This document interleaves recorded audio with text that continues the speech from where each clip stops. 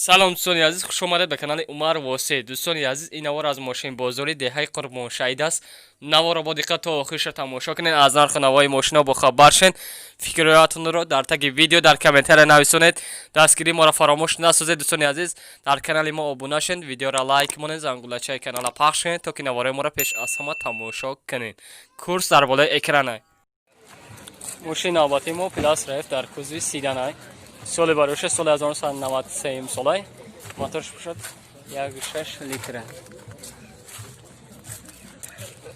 سویچواری باشد گاز بنزین، 4 بالونش نو است. حجتش چند قیفته که 10 ماه حجت دارد. ماشین در حالت خوبی تکنیکی قرار دارد. رنگش سرابریستیه. راست خودش چقدر که با در 100 کیلومتر چند لیتر میزفر میگرده؟ 10 لیتر است. 15 کیلومتر. این سالونش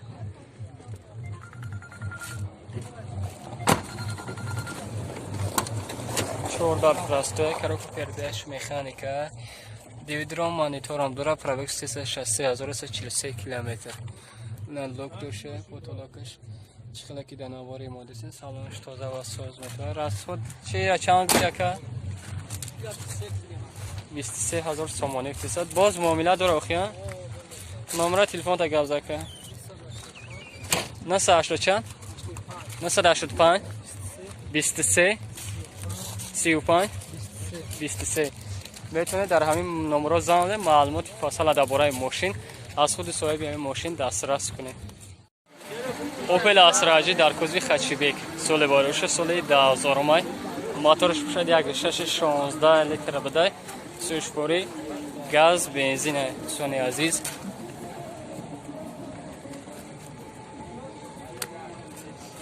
یک ساله حجت دارد. ماشین در حالت خوبی تکنیکی قرار دارد. 4 بالونش 4 دیسک بلستیک زدگی. زدن کامera هم نیز دارد. راست خودش در 10 لیتر 90 کیلومتر پر میگشت. بده حال سالونش رو میبینید. نه سالونش خوزه باشه.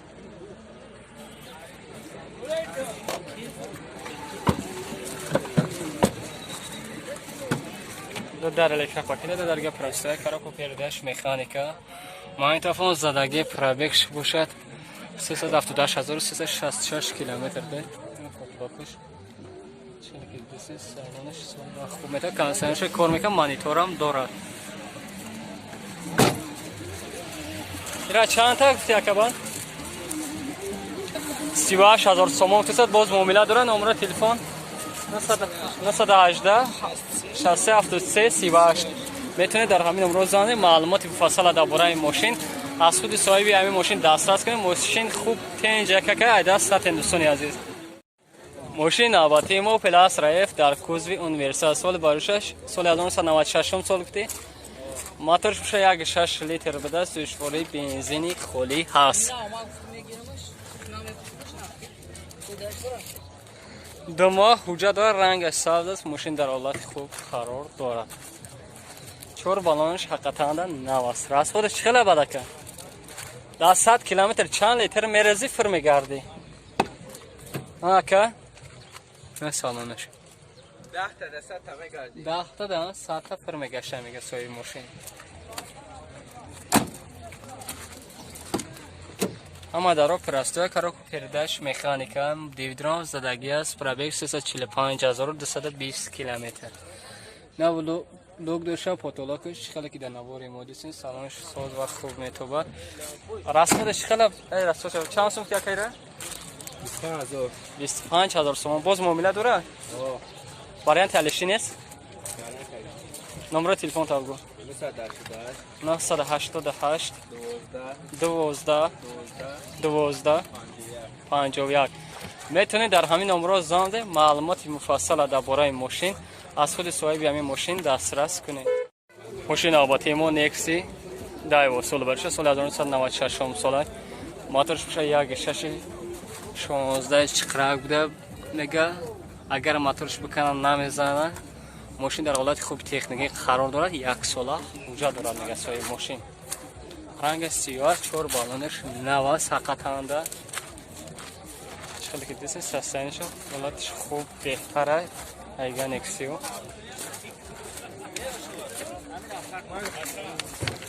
دستش خوب است. راست خودش باشد. اینا سالانش.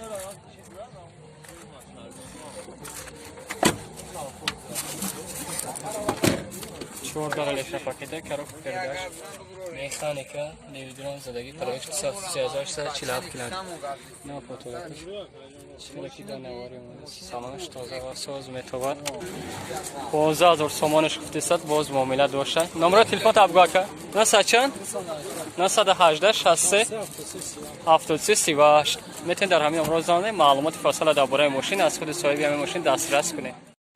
ماشین آباتی مو واز 21015 سال بارش سال 2003 سالای موتور شابیون 2 لیتر سوژواری باشد گاز بنزینه گاز بنزین دای حجت شنخای 6 ماه حدیگه حجت دارد 4 بالون قای 4 دیسک مالادیج زکاسون زدگی میگه سوی ماشین زدنی کامرام نیز دارد ماشین در حالت خوب تکنیکی قرار دارد حجتش چقدر با حجتش چی راست خودش چی راست خودش الاش که بزه نه سالانش ده کلانکا زدگی سامفرم نیز دارد میگه سوی ماشین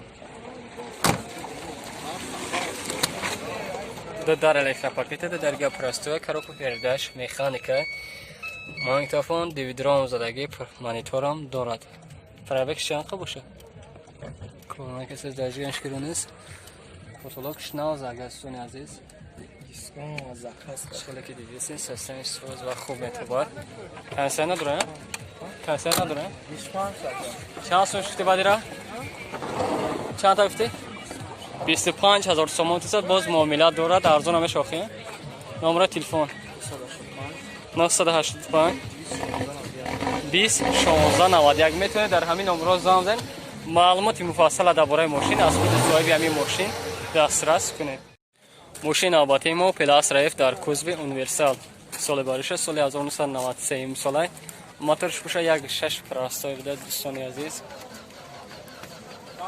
سوژواری گاز بنزین است. ماشین در حالت خوب قرار دارد بالان عقبش نوتر است 6 ماه وجود دارد بانکش فرانسکا طلب میکنه دوستان عزیز دیگه سستنش خوب است راست خودش باشد در 10 لیتر 100 کیلومتر فرمی گرده میگوزی سالانش هم میبینید اینا سالانش کوزو زاپاسکاش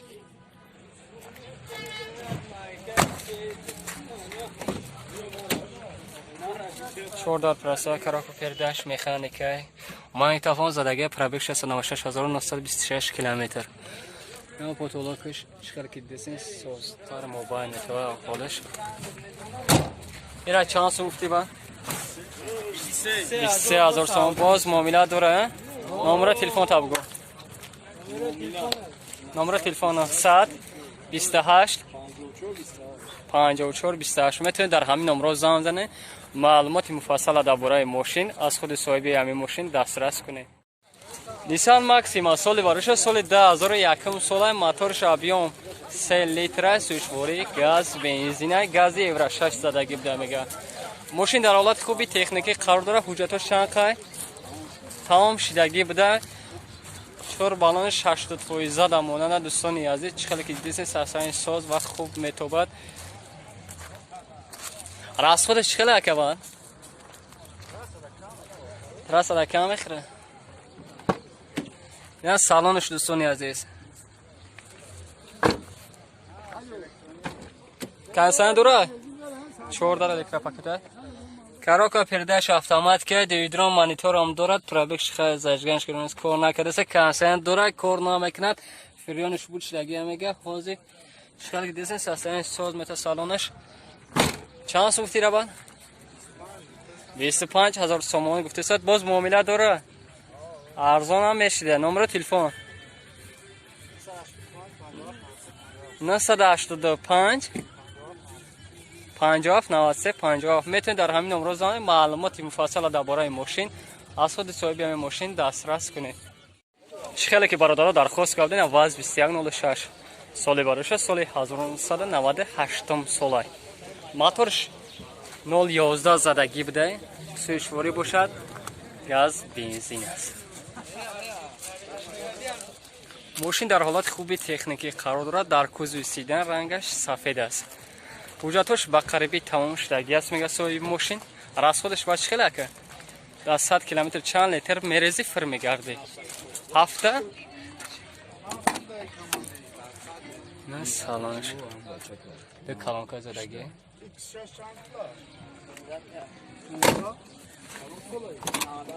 چور در پرسته کرا کردش مکانیکه مانیتافان زدگی پرابیکش باشه 3323 کیلومتر. نه سالانش دوستان عزیز